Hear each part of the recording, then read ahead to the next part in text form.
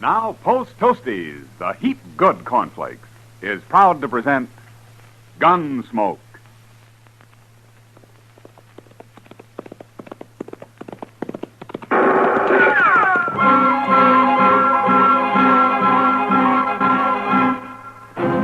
Around Dodge City and in the territory on west, there's just one way to handle the killers and the spoilers, and that's with a U.S. Marshal and the smell of gun smoke.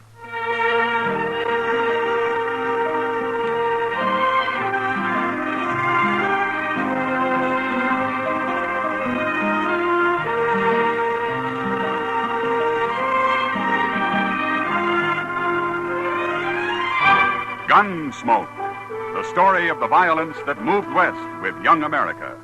The story of a man who moved with it. Matt Dillon, United States Marshal. It's easy to do your whole tribe a big favor, Mother. Just pour every big and little Indian in your camp a breakfast bowl full of Post Toasties. Post Toasties, you know, are the heap good cornflakes. They're the best thing that's happened to corn since the Indians discovered it. Fresh as fresh can be. Say, Post Toasties are cracklin' crisp. Sweet kernel corn flavor. Toasted. That's Post Toasties. Post Toasties are packed with nourishment, too. A bowl of Post Toasties with sugar and milk helps your big braves and little Indians start the day right. Get Post Toasties soon. And now, Gunsmoke, starring William Conrad.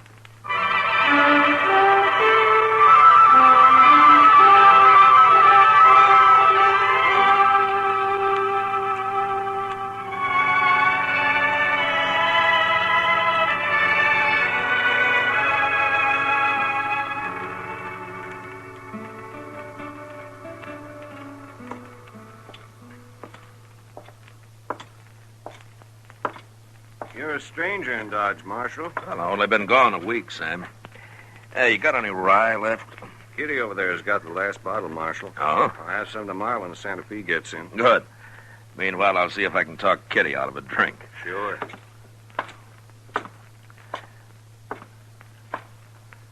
I heard you were back, Matt. How are you? Hey, you been saving that bottle for me, Kitty? You know, I never drink rye. Thanks.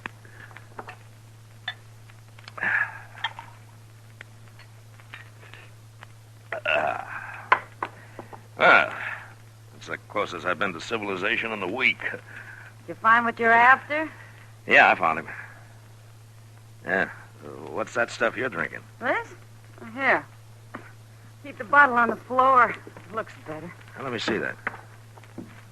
Professor Bone's Wonder Medicine. Celebrated vegetable pulmonic detergent.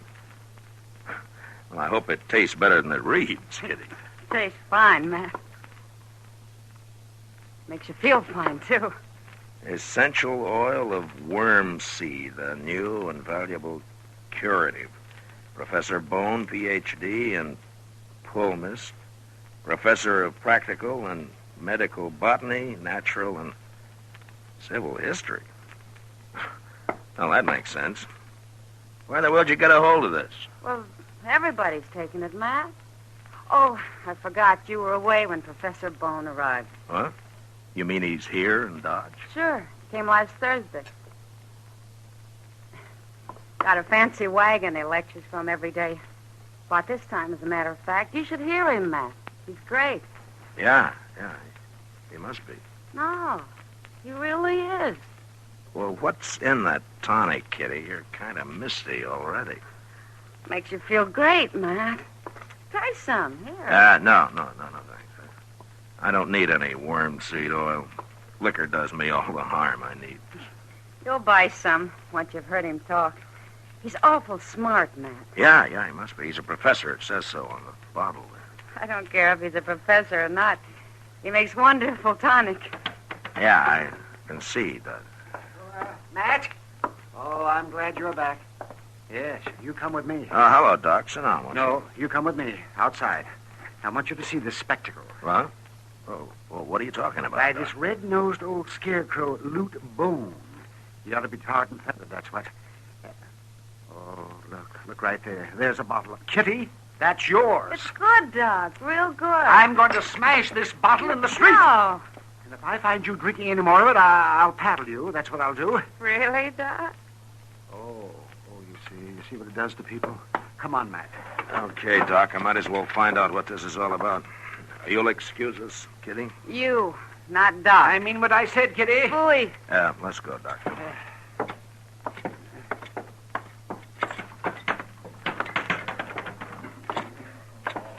There's his wagon. And look at that crowd of fools. What's so wrong with it, Doc? I'll tell you later. First, I want you to hear him talk. The man's demented, that's what. There he is, Matt, yes. You see, standing in the back of his wagon there? Yes. He's finished entertaining them now.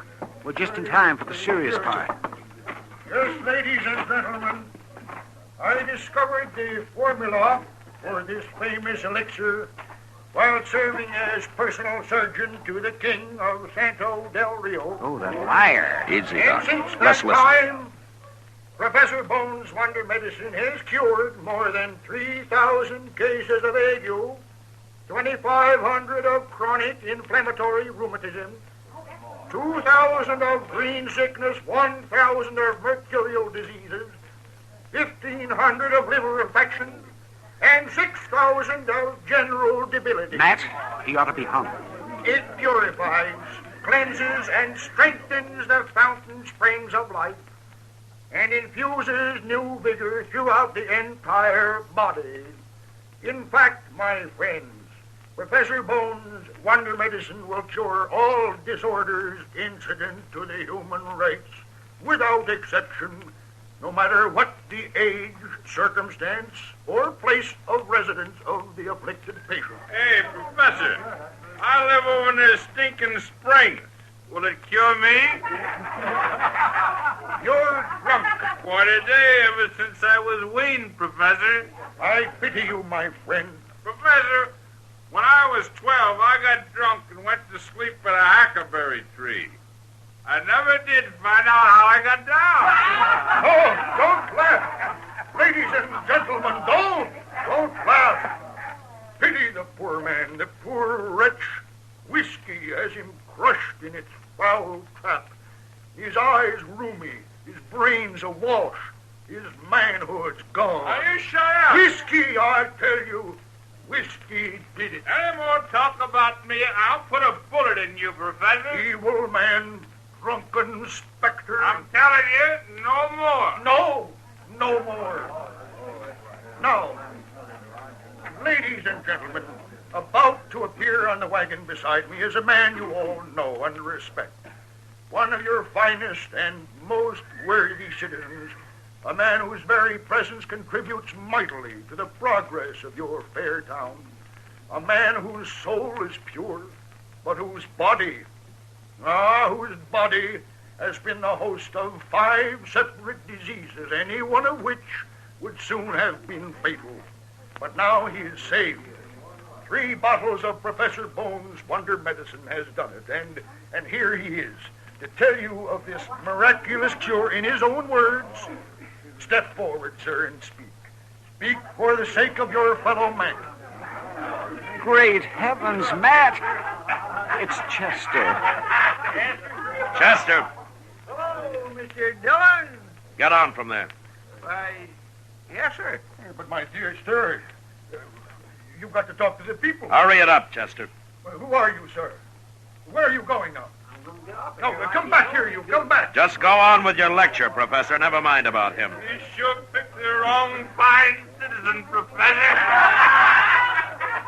Hey, Professor, Yes, what? this here stuff of yours will cure anything? Anything, my friend.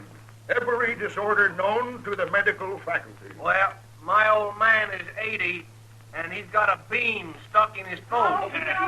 No, now shut up, all of you. It's for true. How about it, Professor, will it? I've come to see your father, sir. I'll visit him as soon as I'm able to pass a few bottles down among the good people gathered here. Thanks. Oh, Mr. Dillon. Doc? Come on, let's get out of here. Chester. Only 50 cents Of a all bottle. people. Give me only 50 cents. dangerous. Who'll be the first? I suppose he's got you all doped up with that stuff too, Chester? Oh, it makes you feel great, Doc. Is that why you were up there? No, sir. I got a deal with the professor. He pays me $2.50 a day and gives me all the medicine I can drink. Free. It's idiots like you that made it possible, such quackery, Chester. Now, here, Doc, I'm not an idiot. You've been acting like one, but that's not what's important. Matt, I've analyzed some of Bone's so-called medicine. It's got opium in it, for one thing. Well, you think it's dangerous? Of course it is. People can get in the habit, and what's worth is something is wrong with them, and they're taking the stuff. They wouldn't find out until it's too late. You've got to stop this business, Matt. Yeah, I suppose you're right, Doc. Either you stop him or by heaven, I'll shoot him. Now, I'm serious, Matt. All right, Doc, all right. I'll talk to him a little later. And meantime, you stay away from him, Chester. Yes, sir. I'm sorry, Mr. Dillon. I didn't know.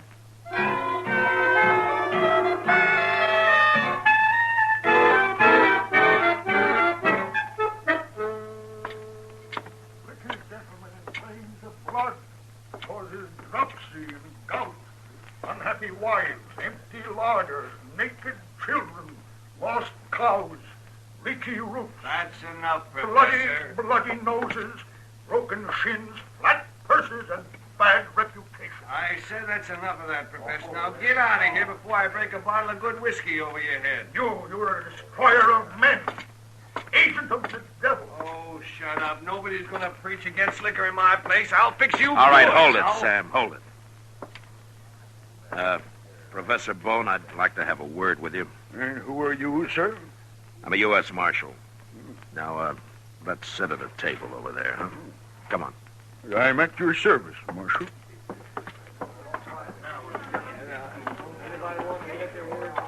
Watch you sit down. Thank you. And to what do I owe this honor, sir? It isn't exactly an honor, Professor. I want you to stop putting opium in that stuff you're selling. Oh, well, come now, Marshal. Surely you don't believe... Doc that- Adams has analyzed it, Professor, and either you make it harmless or I'm going to run you out of Dodge. Yes, I believe you would. Now, you're free to sell it, and you're free to do all the talking you want, but that's all. I'm a lonely old man, Marshal, and am tired of wandering. I'll do what you say. Good. I hope you don't get into trouble with your preaching about liquor, Professor. I have been fighting against drink ever since I was a youth. Oh? Well, what about opium? Isn't that just as bad? Well, I don't sell enough to do any harm, Marshal. Maybe, but why are you so strong about whiskey? When I was a child of 12, my grandfather got drunk and threw a pet owl onto a horse that was standing nearby. What? And he did, and it frightened the horse into kicking an orphan boy, broke the rim of his belly. That boy died, Marshal. Oh, I see.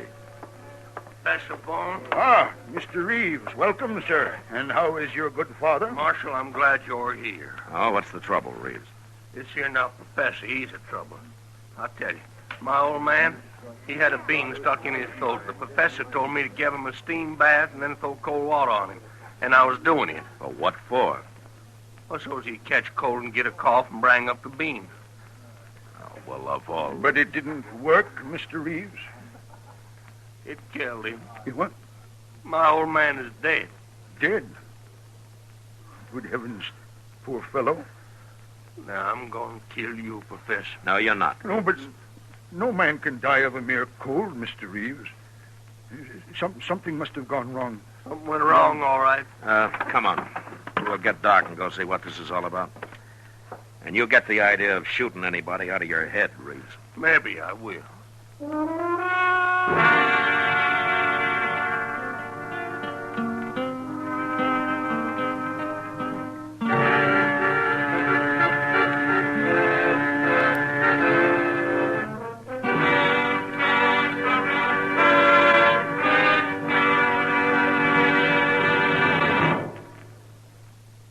Say, what goes on at your house at breakfast? Well, you can take it from me. The best thing that can go onto your breakfast table is Post Toasties.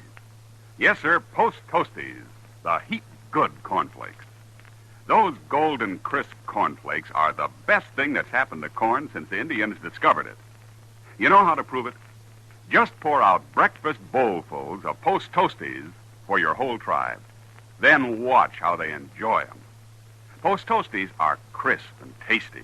From the first bite down to the last spoonful, that sweet kernel corn flavor makes your breakfast. So always ask for Post Toasties, the heap good cornflakes.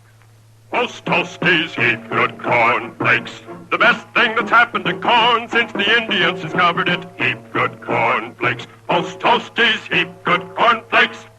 Remember, Post Toasties is one of the famous triple-wrapped Post cereals, guaranteed fresh or triple your money back. Now back to Gunsmoke.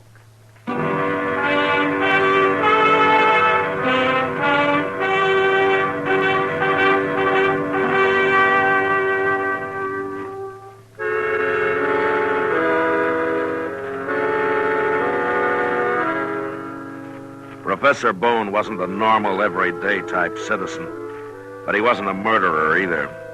And whatever had gone wrong and killed Reeves' father couldn't be blamed entirely on him. Reeves had been a fool to follow his advice in the first place. Doc told him so, too, in as many ways as he could think of. We found the old man still lying in the steam bath Reeves had made. All he'd done was to dig a big hole in the ground with a fire pit in the middle and then stretch some canvas across the top for a roof. Doc climbed down into it, and after a few minutes, he came back out again. Well, Reeves, all I can figure is your father died of a heart attack. I don't believe it, Doc. That old man was strong as a bull. Well, I know that, but there's nothing else that could have caused it. How long did you have him in there, Reeves? Oh, maybe half hour, Marshal. He was having a fine time when I left him. He poured a whole jug of vinegar on them rocks. I went up to the house to get some more. Oh, wait a minute, what'd you say? Vinegar? Sure. Professor here said it'd help him to sweat. Wait a minute here. Yeah. Oh.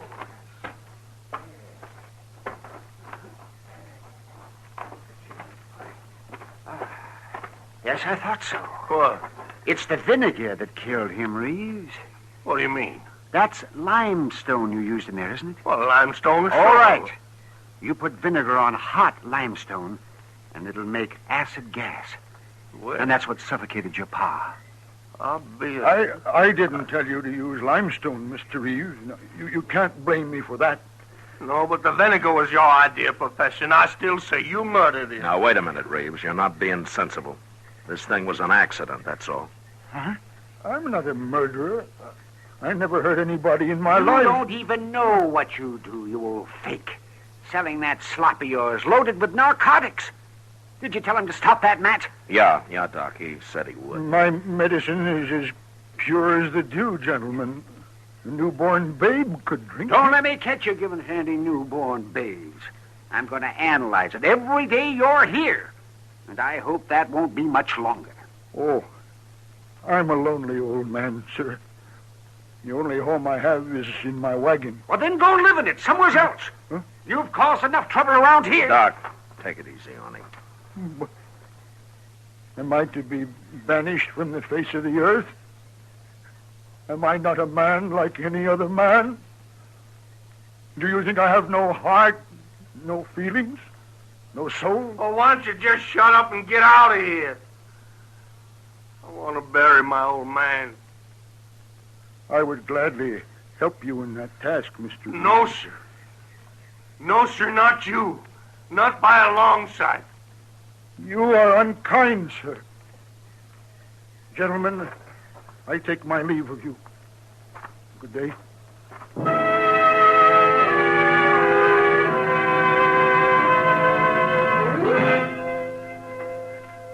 For some reason, the three of us stood there in silence and watched Professor Bone walk away. He stopped once and glanced back at us for a moment, then went on. Later, when we got back to Front Street, his wagon was gone, and we figured probably that'd be the last that we'd see of him. Dodge was fairly quiet that night, and when somebody reported seeing a fire of some kind out on the prairie, I decided I might as well ride out and have a look. There's no flames left, Mr. Dillon. I guess it must be all burned out. I don't remember a house of any kind around here. I wonder what it was. Well, maybe just a prairie fire that didn't get really started. Yeah. Oh, there's something, Chester. Over there. Yeah. I can see a few coals.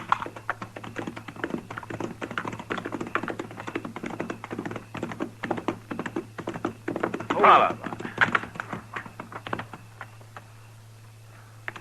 Why, it's a wagon, Mr. Dillon. It's all burned up. That's Professor Bone's wagon, Chester. Golly, sir, you're right. That's his horse, too. Professor!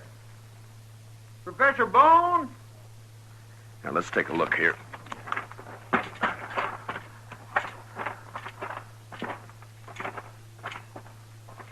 Where in the world could he be, Mr. Dillon? I don't know, Chester. Look out now. I'm going to move some of this. Yeah, I'll help you.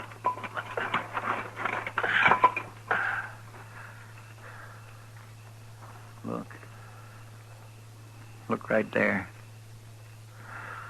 Yeah, You think that's a professor? I'm afraid so, Chester. Poor old fella. He must have been asleep and his wagon caught fire. Maybe. Funny he couldn't get out, though. Unless he was drunk or something. Professor Bone didn't drink, Chester. That's right, I forgot. He sure didn't. Say, you think maybe somebody did this, Mr. Dillon? Well, he had 2 or 3 men pretty mad at him. Yeah, or maybe it was Indians. Oh, not this close to Dodge. No. No, I guess not. I don't know, Chester. A lot of things can happen to people who get too lonely. Now, come on, let's get out of here. We'll take care of him in the morning.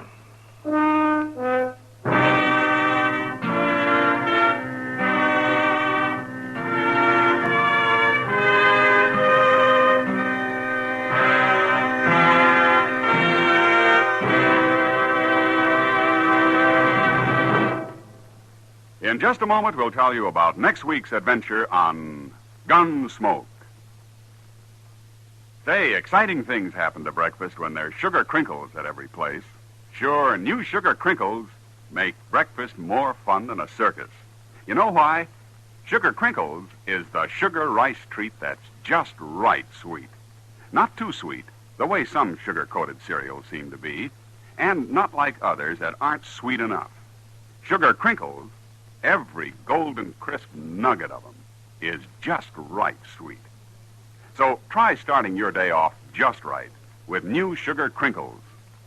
And don't forget, when you're listening to the radio or watching television, sugar crinkles make great snacks.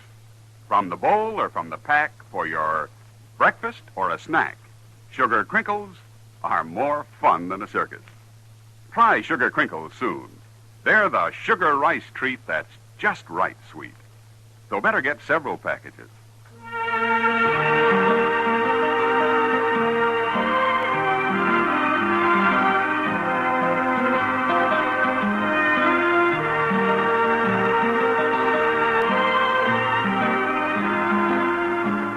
Gunsmoke, under the direction of Norman MacDonald, stars William Conrad as Matt Dillon, U.S. Marshal. Tonight's story was specially written for Gunsmoke by John Meston, with music composed and conducted by Rex Corey. Featured in the cast were John Daner, Barney Phillips, Paul Dubob, and Lawrence Dobkin. Parley Bear is Chester, Howard McNear is Doc, and Georgia Ellis is Kitty. Ken Peters speaking. Join us again next week as Matt Dillon, U.S. Marshal, avenges a killing during his fight to bring law and order out of the wild violence of the West in Gunsmoke.